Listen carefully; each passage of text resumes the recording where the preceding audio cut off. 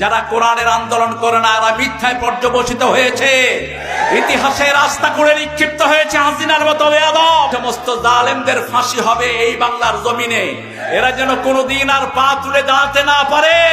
আল্লাহর হাবিব বলছেন, ইত্তাকু ফিরাসাতাল মুমিন, মুমিনের দূরদর্শিতা থেকে বাঁচো। তারা আল্লাহর নূর দিয়ে সামনে দেখে, একটা কথাও এদিক সেদিক হয়নি, এক বছর আল্লাহ সময় দেয়নি, তার মধ্যেই তাদেরকে ধুয়ে মুছে আল্লাহ সাফ করে দিয়েছেন। রব্বুল আলামিন সূরা তওবা বলছেন, হে মুমিনেরা, তোমরা আল্লাহকে ভয় করো, সত্যবাদীদের সাথে থাকো।